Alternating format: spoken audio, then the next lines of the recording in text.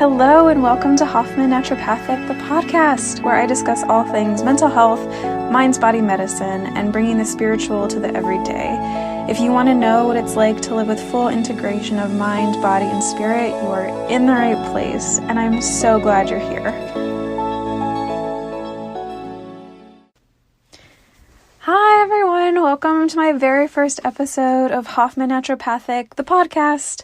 This week, the podcast is, of course, brought to you by Actionable Intuition, which, as of this recording, I'm still working on uploading all the videos for, but which will be released fully by the end of the day today, and is a course that's designed to help you access and make really good practical use of your intuitive knowing, which is fully embodied.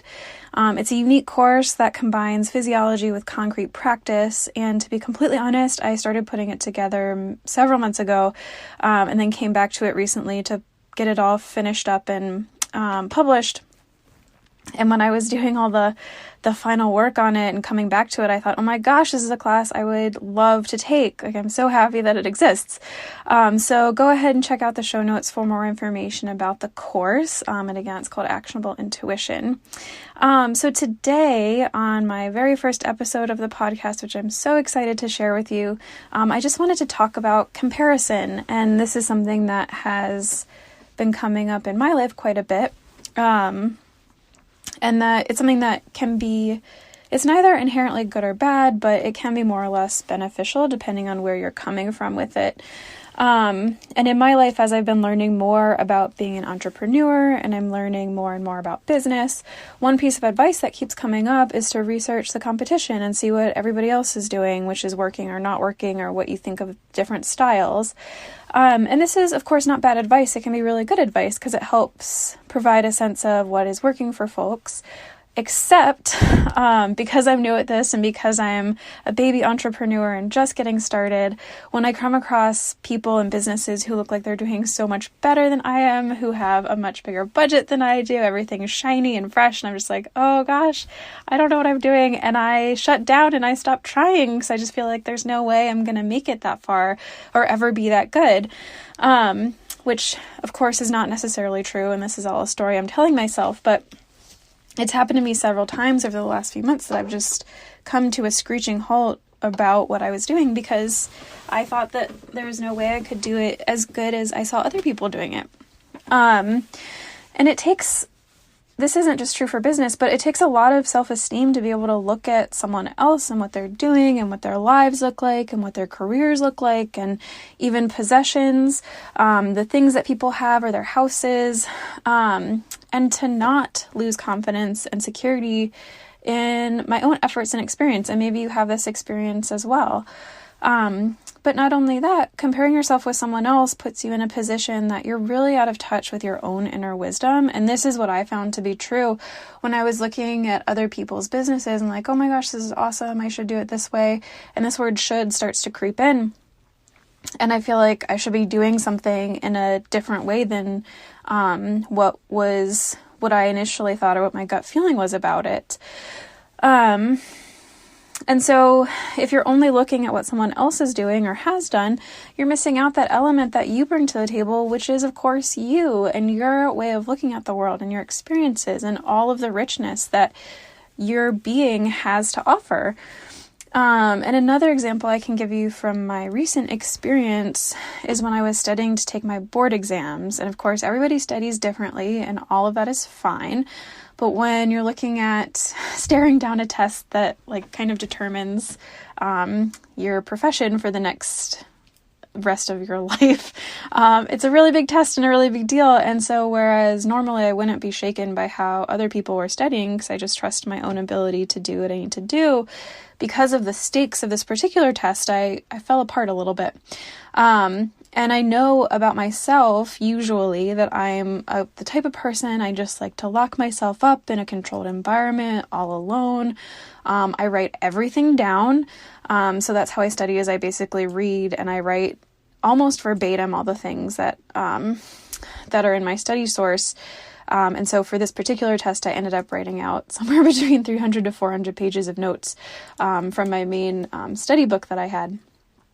But there are other people in my cohort who I saw on, social media or just talk to who don't study this way. And there are people who felt like they had the time to like take some trips, spend some time outside, who were able to maintain a social life, which I have not in many, many months.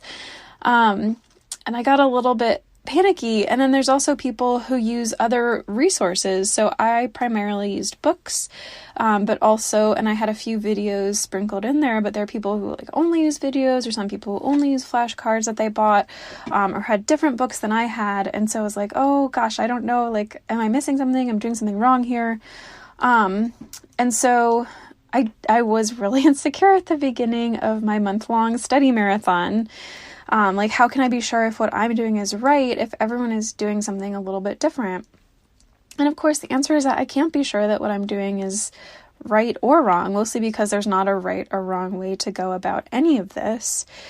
And also, I, within the last 6 months or so, have really committed to sticking with and doing those things that make me feel most relaxed and most at ease. And so this is true not only of studying, but of course it comes up in every area of life.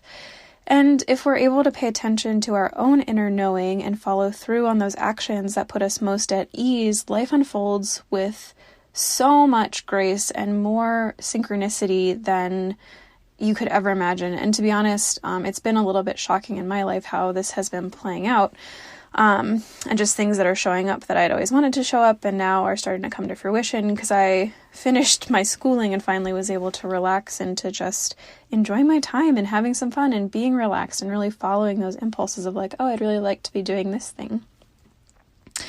And so one way to figure out if you're doing what you want to be doing or what you think everyone else is doing is to take a minute and just literally ask yourself, is this what I want to be doing? Or another way to say that is, does this way of doing this thing make sense to me? And I think really great innovation happens when we're able to step back and realize that like, nope, this way doesn't really make sense to me. And then have the courage to figure out another way of doing it or just experiment with different ways of doing something. And then another way to check in is just to notice what words you're using. So should is one of those sort of red flag words, maybe yellow flag words, where if you find yourself thinking a lot of the time, like, oh, I should do that. Oh, I should do this. Oh, I should XYZ. That's a really good indication to reevaluate and sort out like, okay, why do I think this is what I should be doing? Is it because I saw someone else doing it and I, like that's an external influence that I've gotten and for whatever reason I put stock in that? And is the stock I put in that valid? Is there another way to be doing this? And instead of should, what if I replace that with could? Like, oh, I could do this thing this way, or I could do it another way. And so, and all of that, of course, there are things that need to get done, whether we want to or not, whether we should do them or not. So like paying taxes is one of those, paying your bills, like getting dental cleanings, checkups, like all these kinds of things, eating food on a regular basis. These are all things that we need to stay on top of. There are consequences if we don't do them. So I totally understand if you're in a place where you have assignments for work or if you're still working on your education, and whether you want to or don't want to do something, you just have to do it because that's part of the deal. And I totally understand that.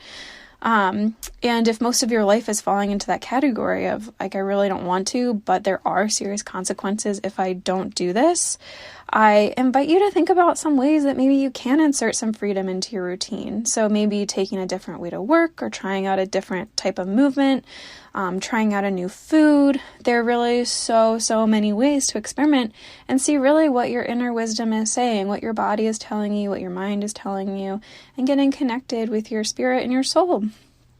So, all of that said, if you're interested if you found this interesting and are interested in even more ways to get really in good touch with your intuition and that embodied wisdom that you have that's just inherent to your being, go ahead and check out Actionable Intuition.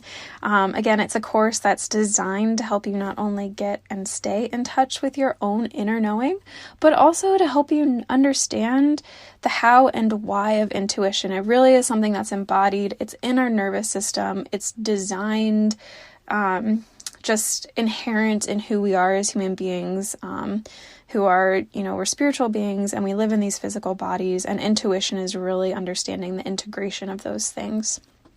And that's what the course is all about, and being really practical about it all.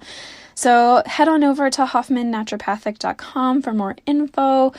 Feel free to drop me a line. I'm on Instagram and Facebook. My handle is @hoffmannaturopathic on both of those, or of course by email, Catherine@hoffmannaturopathic.com. I'd love to hear from you. Love to know what you think.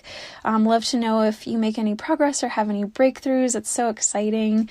And I hope that you are well and stay well. Cheers, friends.